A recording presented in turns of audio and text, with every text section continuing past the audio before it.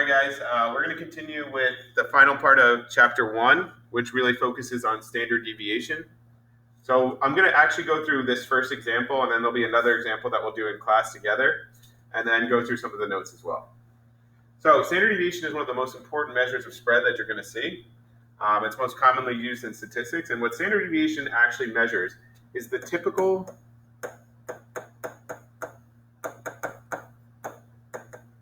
or average. And I put average in parentheses because we'll see it's not technically an average distance your values are from the mean.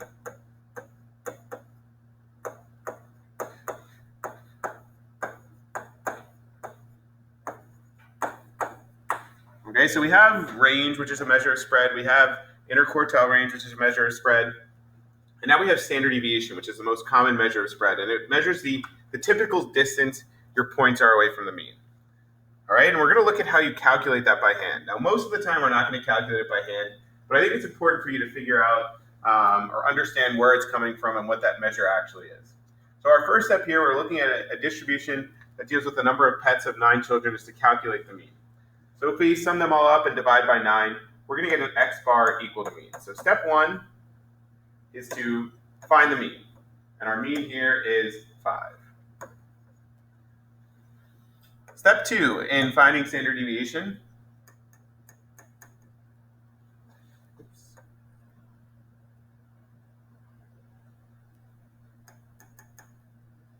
is to calculate each deviation from the mean. The easiest way to do this is in a table. So I'm going to create a little table with all of my x values, my number of pets, and I'm going to label that x sub I. And I'm going to calculate each deviation, aka how far each value is away from the mean. So each individual value minus x bar. So I've got values of 1, 3 people had 4 pets, 5, 7, 8, and 9.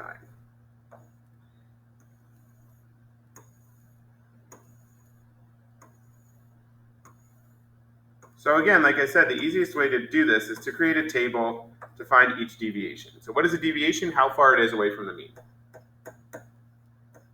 So I'm taking each individual value, subtracting it by my mean of 5, and getting each deviation. What you'll notice here is if you end up summing up these deviations, I'm not going to write the rest of these out. You can write them out on your own. But if I end up summing up the deviations, you're going to get a value equal to 0, which should make sense to you. Because how far away each thing is from the mean should be equal to 0 when I sum them all up. So I've calculated each deviation, how far each value is from the mean. And now what I need to do is I need to square each deviation. So I need to take each of these values and I need to square it. So -4 squared. And obviously, the reason we're doing this is because if we just dealt with the deviations and I summed them all up, I'm going to get it equal to 0. So some people might say, well, why don't you take the absolute value? Good idea. Taking the absolute value is a good measure of spread that you can create, which is called the absolute deviation. But statisticians don't like to deal with absolute value. It becomes a little bit messy. So instead, in order to create some positive values, we said, why don't we square each value instead? So -2 squared is equal to 4, and I'm going to go through and square each of these. 2 squared is equal to 4, just so you see where this is coming from. And I get the squared deviations. From this point, what you do is you sum all of these up. So I'm going to add all of these up. And you're going to get a sum of the squared deviation that is equal to 52. After we do that, we're going to calculate the average squared deviation. Now, to do this, something that's a little bit weird is you end up dividing not by, if we look here, 9, but by n-1. The reason we do that has to do is we're using a sample standard deviation to estimate a population standard deviation. And the true proof of this goes beyond something that you need to know for this course. So we're going to take our 52, and we're going to divide it by not 9, which would make sense, but 9 minus 1, which is 8. And you're going to get a value equal to 6.5. This value right here is what's called the variance. Variance is standard deviation squared. Okay, so we found the variance right now, which is 6.5. So just to recap, we found the mean first, which was 5. Then we went ahead and we found each deviation. We squared the deviations. We added up the squared deviations to get 52, and then we divided by 8 and minus 1 to get 6.5, which is our variance. We haven't found the standard deviation yet, because keep in mind that we squared everything. So you should be thinking to yourself, okay, eventually I'm going to have to square root to get back to something that I need. So we're going to square root that variance, and that's going to get us the standard deviation. So Sx, our standard deviation, is equal to the square root of the variance. So if I take the square root of 6.5, I'm going to get 2.549, and 2.549 pets is my standard deviation, Sx. So that's a process on how to do this by hand. The good news is you can do it on the calculator, but I wanted to show you how you can go about doing it by hand. So on the calculator, step 1 is to just enter your data in under stat edit, like we normally enter data in. And then you're going to go to stat, and like we've been doing, calc, and then over to 1var stats, and you'll get the standard deviation. And standard deviation is going to be Sx on the calculator. So like we said, standard deviation Sx measures the typical distance your values are from the mean. So in essence what I'm doing, I'm saying, okay, you're 4 away from the mean, you're 3 away from the mean, you're 0 away from mean. I'm finding the average distance the values are from the mean.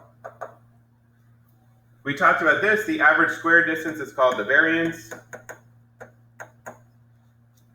So we mentioned that before.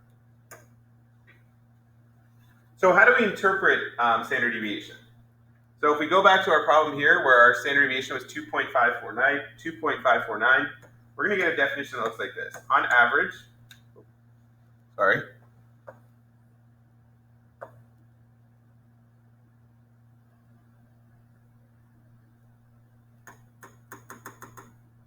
Okay.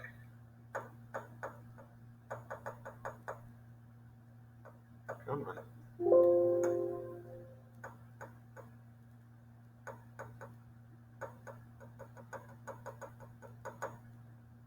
All right, here we go. So if we're defining or interpreting standard deviation, on average, or typically, the number of pets a person owns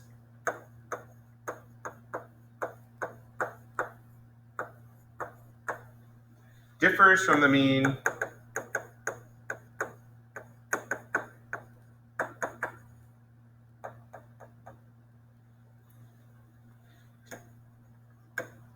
by 2.49. Okay, and that's your typical definition for standard deviation. A couple more things to kind of keep in mind about standard deviation or facts that are related to it. Standard deviation, Sx, will always be greater than or equal to 0. Obviously, if you have a standard deviation that's equal to 0, that means that all of your data values are equal to the mean. Second point, Sx, or the standard deviation, keeps the unit of measure. So notice we were talking about pets here. So my standard deviation is in terms of pets. Variance would be in terms of pets squared, which really doesn't make sense. And third thing, standard deviation is not a resistant measure. Okay, so standard deviation, if it's a measure that's in relation to the mean, will be affected by outliers or extreme values.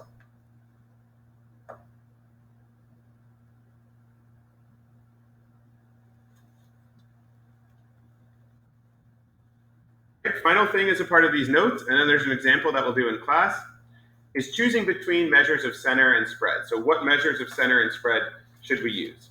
So we have two kind of things that go hand in hand. We have mean, which goes with standard deviation, and then we have median, which goes with interquartile range. Remember, the mean and standard deviation are not resistant. So they are affected by extreme values. And median and interquartile range are resistant.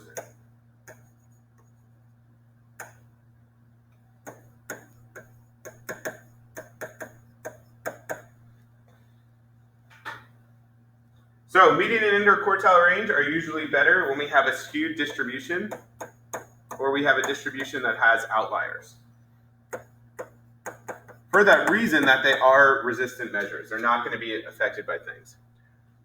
The mean and the standard deviation are only reasonable for symmetric distributions, or reasonably or approximately symmetric distributions.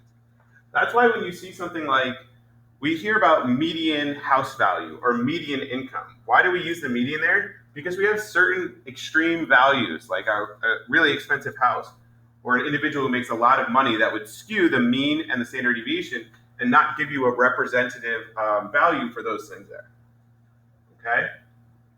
Final note here, numerical summaries do not always describe the shape of the distribution, so it's always important for you to graph your data. Don't just look at what the mean and the median are and the standard deviation or interquartile range. Look at a picture of that data and see what it looks like, because sometimes those numerical summaries don't always tell the whole story. All right, guys, I'll see you in class, and make sure that you review all the material. Thanks.